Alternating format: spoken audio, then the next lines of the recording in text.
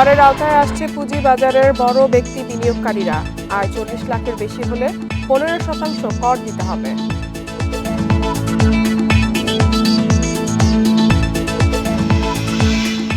কৃচ্ছ্রতা সাধনের আগামী বাজেটে কিছুটা কমতে পারে জিডিপি প্রবৃদ্ধি। জনগণের কথা চিন্তা করে নীতিমালা তৈরির পরামর্শ প্রধানমন্ত্রীর।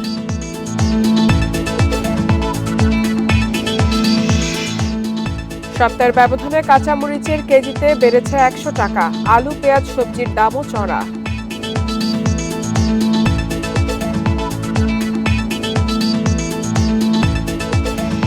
সবাইকে আমন্ত্রণ অর্থনীতি সারাদিনে। আপনাদের সাথে আছি ইফাতারা। শুনছিলেন শিরোনাম, এবারে জানাবো বিস্তারিত।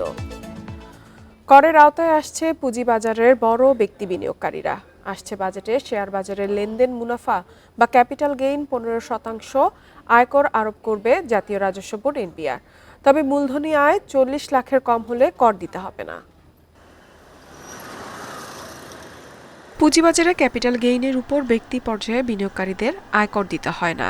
প্রাতিষ্ঠানিক বিনিয়োগকারীদের জন্য এই করের হার 10%। তবে আগামী অর্থ বছর থেকে ব্যক্তি বিনিয়োগকারীর লাভের উপর কর বসানোর উদ্যোগ নিচ্ছে এনবিআর। আইএমএফ এর পরামর্শে এই কর আরোপের সিদ্ধান্ত নিতে যাচ্ছে সংস্থাটি। 2015 সালের এসআরও এর মাধ্যমে ব্যক্তি বিনিয়োগকারীদের তালিকাভুক্ত স্টক, মিউচুয়াল ফান্ড, বন্ড এবং ডিবেঞ্চারগুলোর ক্যাপিটাল গেইন থেকে কর প্রত্যাহার করা হয়েছিল। আগামী অর্থবছর থেকে ব্যক্তি বিনিয়োগকারীদের লাভ 40 লাখের বেশি হলে 15% কর দিতে হবে। তালিকাভুক্ত কোম্পানিগুলো থেকে অর্জিত মুনাফার উপর এই কর বসানো হবে। এটি হলে পুঁজিবাজার আরও ক্ষতিগ্রস্ত হবে বলে মনে করছেন বাজার সংশ্লিষ্টরা। আমাদের পুঁজিবাজার কিন্তু একটা নেতিবাচক অবস্থার মধ্য দিয়ে যাচ্ছে। তো সেটার উপরে যদি আরেকটা করের বাড়তি বোঝা প্রয়োগ করা হয় তাহলে সেটা আরো নেতিবাচক হবে। ক্ষুদ্র বিনিয়োগকারীদের এক্ষেত্রে চিন্তার কারণ নেই বলে মনে করছেন বাজার বিশ্লেষকরা। তবে নানামুখী সংকট থাকায় এই সিদ্ধান্ত বিনিয়োগকারীদের মনস্তাত্ত্বিক চাপ বাড়াবে।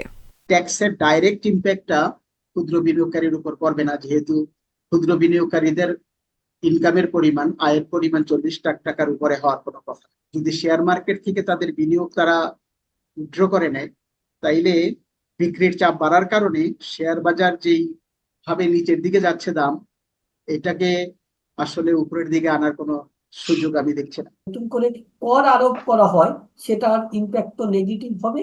এবং সবচেয়ে বড় যেটা হবে যে এটা মাধ্যমে কত টাকা এনবিআর কালেক্ট করবে সেটা আমি শিওর না, খুব একটা বেশি হবে না। বাট এতে মনস্তাত্ত্বিক আপনার নেতিবাচক প্রভাবটা বেশি পড়বে। আসছে বাজেটেও শর্ত সাপেক্ষে কর্পোরেট কর কমানোর সিদ্ধান্ত নিয়েছে এনবিআর। তবে সব খাতে নয়। উৎপাদনশীল খাতের সঙ্গে জড়িত পুঁজিবাজারের তালিকা বহির্ভূত শিল্পের কর কমানো হচ্ছে। এই জাতীয় কোম্পানির কর 27.5% থেকে কমিয়ে 25% করা হচ্ছে। বাকি সব খাতের কর অপরিবর্তিত থাকছে। ইফাতারা, ইন্ডিপেন্ডেন্ট নিউজ। কৃচ্ছ্রতা সাধনের আগামী বাজেটে জিডিপি প্রবৃদ্ধি কিছুটা কমতে পারে ইঙ্গিত দিয়ে পরে তা উত্তরণে দৃঢ় প্রত্যয় জানিয়েছেন প্রধানমন্ত্রী শেখ হাসিনা। সকালে ইঞ্জিনিয়ার ইনস্টিটিউশনে অর্থনীতি সমিতির সম্মেলনে যোগ দিয়ে তিনি একথা জানান। প্রধানমন্ত্রী বলেন, হুট করে উড়ে এসে বিদেশি কেউ উপদেশ দিতে তাতে দেশের উন্নয়ন সম্ভব নয়। অন্যের অনুকরণে নয়, জনগণের কথা চিন্তা করে অর্থনীতিবিদদের নীতিমালা প্রণয়নের আহ্বান জানান তিনি। রমনায় ইঞ্জিনিয়ার্স ইনস্টিটিউশন প্রাঙ্গণে শুরু হলো পেশাদার অর্থনীতিবিদদের সংগঠন অর্থনীতি সমিতির 22তম দ্বিবার্ষিক সম্মেলন। এর উদ্বোধন করেন প্রধানমন্ত্রী শেখ হাসিনা। 1981 সালের 17 মে নির্বাসিত জীবন থেকে দেশে ফেরার স্মৃতিচারণ করে বঙ্গবন্ধু কন্যা বলেন, দেশের মানুষই তার মূল প্রেরণা। মানুষের কল্যাণে কি করণীয় সেটা করতে হবে। গত 15 বছরে বদলে যাওয়া বাংলাদেশের অর্থনীতি প্রবৃদ্ধির কথাও তুলে ধরেন প্রধানমন্ত্রী। জানান, করোনা মোকাবিলা করে মূল্যস্ফীতি নিয়ন্ত্রণে রাখা গেলেও নিষেধাজ্ঞা ও পাল্টা নিষেধাজ্ঞার ফাঁদে সেই অর্থনীতিতে ধাক্কা লেগেছে। আগামী বাজেট তাই কৃচ্ছ্রতা সাধনের বলেও জানান সরকার প্রধান। এই কৃচ্ছ্রতা সাধনের ফলাফল হচ্ছে হয়তো আমাদের জিডিপি যেটা আগে গতবার পেয়েছিলাম এত কিছু কমবে, কিন্তু সেটাও আমরা পরবর্তীতে উত্তরণ ঘটাতে পারবো সেই বিশ্বাস আছে। এ সময় অর্থনীতিবিদদের দেশের মাটি মানুষের কথা বিবেচনায় রেখে উন্নয়ন পরিকল্পনা নিতে বলেন প্রধানমন্ত্রী। জানান, বাইরে থেকে কেউ এসে উপদেশ দিয়ে যাবে সেটি হবে না। কেউ একজন দু একদিনের জন্য দেশে এসে আমাদেরকে উপদেশ দিয়ে যাবে, ওই উপদেশ আমাদের কাজে লাগবে না। কাজে লাগবে নিজের চোখে দেখা এবং মানুষের জন্য করা, এটাই কাজে লাগবে। তিনি আরো বলেন, জাতির পিতাকে অসম্মান করতেই ৭৪-এর দুর্ভিক্ষের ষড়যন্ত্র হয়েছিল। দেশে ঋণ খেলাপি সংস্কৃতির সূচনাও সামরিক শাসকদের হাতে।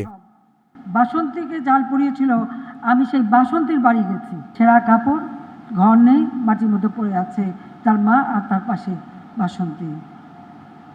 আমার প্রশ্ন ছিল যে যারা এত বদনাম করলো, এত সমালোচনা করলো, তারা কোথায়? তারা বাসন্তীদের খোঁজ তো নেয় না। বাসন্তীদের এই অবস্থা হলো কেন? আমার বাবার রক্ত নিয়েও বাসন্তীদের জীবনের পরিবর্তন কেন আসলো না, সেটাই আমার প্রশ্ন ছিল। ২০২৬ সালে এলডিসি উত্তরণের চ্যালেঞ্জ মোকাবিলা ও সুযোগ কাজে লাগানোর আহ্বানও জানান সরকার প্রধান। কোম্পানি যাতে খুলতে পারি। অনিমেষ কর, ইন্ডিপেন্ডেন্ট নিউজ, ঢাকা। অর্থনীতি সমিতির দ্বিবার্ষিক ২২তম দ্বিবার্ষিক সম্মেলনে আছে সহকর্মী আমিরুল ইসলাম। বিস্তারিত জানবো তার কাছ থেকে। আমিরুল, সম্মেলনে কোন কোন বিষয়গুলো নিয়ে আলোচনা হচ্ছে? বাজেট প্রণয়নে অথবা অর্থনীতির যে সংকট চলছে, সেই সংকট থেকে উত্তরণের জন্য কোন কোন বিষয়গুলো উঠে এসেছে আলোচনায়?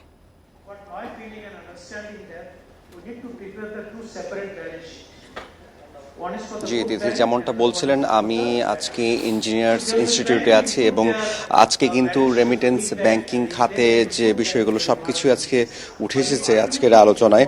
এবং এখানে কিন্তু অনেক অর্থনীতিবিদরাই এসেছেন, দেশব্যাপী অনেক অর্থনীতিবিদরা আজকের আলোচনায় অংশগ্রহণ করেছেন। এবং এখানে কিন্তু বাংলাদেশের যে ব্যাংকিং খাত রয়েছে, রেমিটেন্স রয়েছে, তারপর যে নীতিমালা রয়েছে বাংলাদেশ ব্যাংকের, সবকিছুই কিন্তু উঠে এসেছে। তবে সবচেয়ে গুরুত্বপূর্ণ যে বিষয়টা অর্থনীতিবিদরা বলছেন সেটা হচ্ছে বাংলাদেশের দুর্নীতি দিন দিন বেড়ে চলেছে। তারা বলছেন সেই জন্য কিন্তু বিদেশি বিনিয়োগকারীরা নিরুৎসাহিত হচ্ছেন। এর ফলে বিদেশি বিনিয়োগকারীদের সংখ্যা দিন দিন কমছে। এবং তারা বলছেন যে এছাড়াও দুর্নীতির সাথে যে ডলারের অস্বাভাবিক মূল্যের ফলে যে দেশে উদ্যোক্তারা আছেন, যে তাদের একটা যে তাদের সংখ্যা আছে সেটা দিন দিন কমে যাচ্ছে। আর এর ফলে কিন্তু যে আমদানি ব্যয় রয়েছে সেটা কিন্তু রপ্তানি আয়ের অনেকটাই দ্বিগুণ হয়ে যাচ্ছে। তো তারা আরো বলছেন যে বাংলাদেশে যে খেলাপি ঋণের কথা রয়েছে সেটা দিন দিন বেড়ে চলেছে এবং তারা বলছেন যে নীতি পরিবর্তন করতে হবে এই ক্ষেত্রে। আর যে বাংলাদেশ ব্যাংক থেকে যে নীতি দেয়া হয়েছে সেই নীতিগুলো ঠিকভাবে প্রত্যেকটা ব্যাংকেই পরিপূর্ণভাবে ঠিক করে চলতে হবে। এতে কিন্তু যে খেলাপি ঋণের যে অবস্থা রয়েছে তার থেকে কিন্তু উত্তরণের কিছুটা চেষ্টা করা যেতে পারে। আর এছাড়া কিন্তু রেমিটেন্সের একটা কথা উঠেছে এখানে, যে বাংলাদেশে কিন্তু অবকাঠামো উন্নয়নে কিন্তু রেমিটেন্সের গুরুত্বপূর্ণ ভূমিকা অনেক বেশি এবং সরকারের যে নজরদারি আছে এখানে, এটা আরো বাড়ানোর কথা বলছেন অর্থনীতিবিদরা। এর ফলে কিন্তু বাংলাদেশের যে ডলারের যে একটা সংকট রয়েছে এর থেকে উত্তরণ করা সম্ভব হবে বলে তারা মনে করছেন। অর্থনীতি সমিতির বার্ষিক সম্মেলন থেকে বিস্তারিত জানাচ্ছিলেন সহকর্মী আমিরুল ইসলাম। চলে যাচ্ছি পরবর্তী সংবাদে। স্বস্তি মিলছে না রাজধানীর নিত্যপণ্যের বাজারে। মাত্র 7 দিনেই কাঁচামরিচের দাম বেড়েছে 100 টাকা। আলু, পেঁয়াজ, সবজির দামও চড়া। তাপপ্রবাহের অজুহাতে বেড়েছে মুরগি ও ডিমের দামও। মাংসের দামও বাড়তি। মূল্য বৃদ্ধিতে রয়েছে ব্যবসায়ীদের নানান অজুহাত। অন্যদিকে লাগামহীন বাজারের নেই সরকারি কোনো সংস্থার তদারকি। ছুটির দিনে রাজধানীর বাজারে ক্রেতার আনাগোনা বেশি হলেও দামে স্বস্তি মিলছে না। প্রায় সব নিত্যপণ্য কিনতে গুনতে হচ্ছে বাড়তি দাম। দাম বৃদ্ধির তালিকায় বড় লাভ কাঁচামরিচের। গত সপ্তাহে প্রতি কেজি 60 থেকে 70 টাকায় কেনা গেলেও এখন তা 160 থেকে 180 টাকা। বিক্রেতাদের অজুহাত বৃষ্টির কারণে ফসলে ক্ষতি হওয়ায় দাম বেড়েছে, যদিও তা মানতে নারাজ ক্রেতা। আলু, পেঁয়াজের দামেও কমতি নেই। 60 টাকায় আলু আর 80 টাকায় বিক্রি হচ্ছে পেঁয়াজ। অন্যান্য সবজি গড়ে 50 টাকায় মিলছে।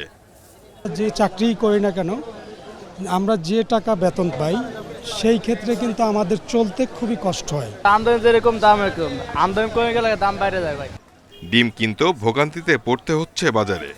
গত সপ্তাহে প্রতি ডজন ফার্মের মুরগির ডিম 140 টাকায় বিক্রি হলেও এখন তা কিনতে হচ্ছে 150 টাকায়।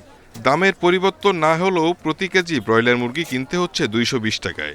সোনালী মুরগির কেজি 380 থেকে 400 টাকা। মানুষের নাগালে 1 ডজন ডিম রাখতেছে 150 টাকা, যেটা আমরা না, এটা লাগবে না, দাম বেড়ে গেছে। এখন এই যে কি করার, ওইটা নিতেছি না, এখন দেশি ডিমটা নিয়ে নিতেছি। ও জনগণ তো কষ্ট কিনতে, ডিমের দাম তো বেশি, মাঝে মাঝে দাম বাড়ে আবার কমে, এখন তো বাড়তে আবার, এখন তো জনগণের কষ্ট, গরিবের কষ্ট। বাজারে মাংস কিনতেও বাড়তি দাম গুনতে বাধ্য হচ্ছেন ভোক্তারা। গরুর মাংসের কেজি একদম 780 টাকা আর খাসির মাংসের দাম 1100 টাকা। Shahid Ahmed, independent news, Dhaka. সেবার মান বাড়াতে নেটওয়ার্ক সম্প্রসারণ ও শক্তিশালী করতে বিনিয়োগ করছে টেলিকম অপারেটর রবি। এতে করে বেড়েছে ডাটা স্পিড ও ভয়েস কলের মান, কমেছে কল ড্রপের পরিমাণও। ইন্ডিপেন্ডেন্ট টেলিভিশনকে দেয়া এক সাক্ষাৎকারে রবির চিফ টেকনোলজি অফিসার জানান, 4G গ্রাহক দ্রুত বাড়ায় চলতি বছরই 3G সেবা বন্ধ করা হবে। 5,82,00,000 গ্রাহক নিয়ে দেশের দ্বিতীয় বৃহৎ মোবাইল অপারেটর রবি। তাদের 75% বেশি গ্রাহক ডেটা ব্যবহার করেন, যা মোবাইল অপারেটরদের মধ্যে সর্বোচ্চ।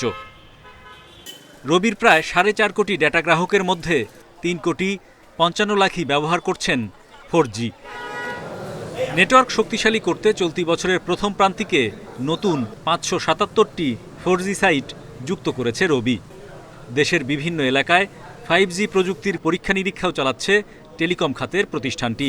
সম্প্রতি রবির হেডকোয়ার্টারে চিফ টেকনোলজি অফিসারের সঙ্গে কথোপকথনে জানা যায়, গ্রাহক সেবা বাড়াতে বিনিয়োগ অব্যাহত রেখেছে রবি।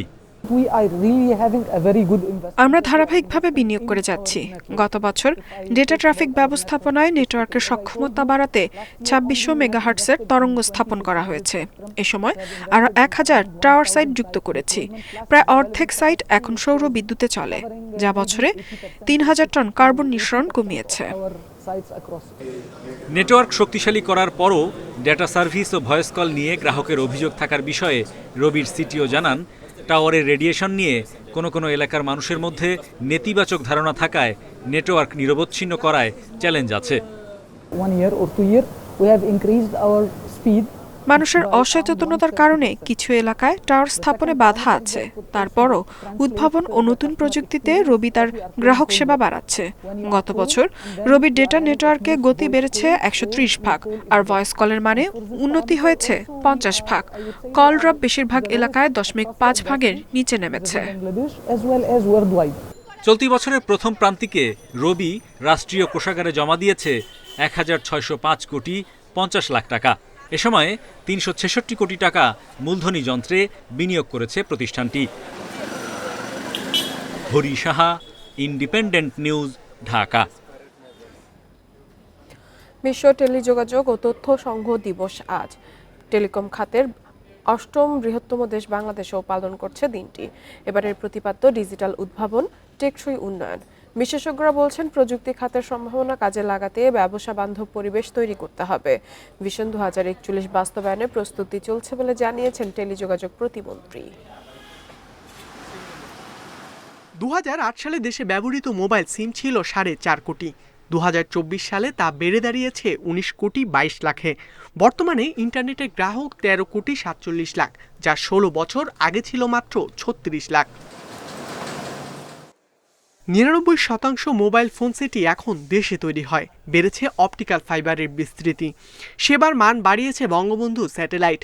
বিটিআরসির হিসাবে 22 বছরে টেলিযোগাযোগ খাত থেকে রাজস্ব আয় 77,000 কোটি টাকার বেশি। বিশেষজ্ঞরা বলছেন, ডিজিটাল প্রযুক্তি উদ্ভাবনে বাংলাদেশের সক্ষমতা রয়েছে, তবে সক্ষমতা কাজে লাগাতে দরকার ব্যবসাবান্ধব পরিবেশ। যদি সঠিক পরিকল্পনা থাকে, সঠিক পলিসি থাকে, পলিসি সাপোর্ট লাগে, তাহলে কিন্তু আপনি দেখবেন যে আমরা কিন্তু পারব।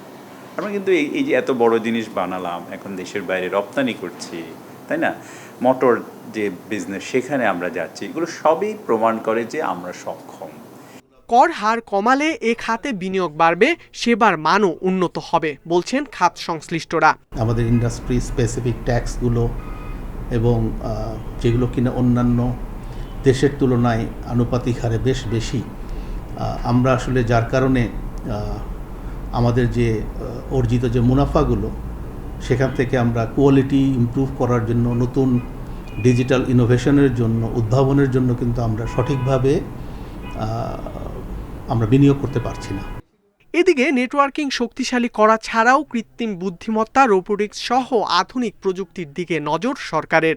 শুধুমাত্র মোবাইল নেটওয়ার্কের মধ্যে সীমাবদ্ধ না থেকে আমরা এখন নতুন নতুন যে উদ্ভাবনী টেকনোলজিগুলো আছে, যেরকম ইন্টারনেট অফ থিংস কিংবা আপনার আর্টিফিশিয়াল ইন্টেলিজেন্স, মেশিন লার্নিং, এগুলোর দিকে নজর দিচ্ছি, যাতে করে আসলে আমরা উদ্ভাবনী কিছু প্রযুক্তি ব্যবহার করে আমাদের নিজস্ব সক্ষমতা এবং স্বনির্ভরতা তৈরি করতে পারি।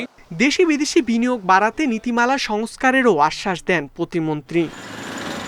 ইকরামুল কবির, ইন্ডিপেন্ডেন্ট নিউজ, ঢাকা। রাজশাহীতে আমের উৎপাদন কমের সুযোগে কোনো সিন্ডিকেট করতে দেয়া হবে না, একথা জানিয়েছেন কৃষিমন্ত্রী ডক্টর মোহাম্মদ আব্দুস শহীদ। আজ রাজশাহীতে আম বাগান পরিদর্শন শেষে মন্ত্রী জানান, রাজশাহী থেকে আম রপ্তানিতে আপাতত ঢাকার কোয়ারেন্টাইনই ব্যবহার করতে হবে। এবার রাশিয়া, বেলারুশ, চীন ও ভারত দেশের আম নিতে আগ্রহ দেখিয়েছে বলে জানান তিনি। এ সময় তিনি আরও বলেন, সবজির সংরক্ষণে দেশের ৮ বিভাগে হবে ৮টি হিমাগার। দেশি বিদেশি সহায়তা নিয়ে দ্রুত এই পরিকল্পনা বাস্তবায়ন করা হবে।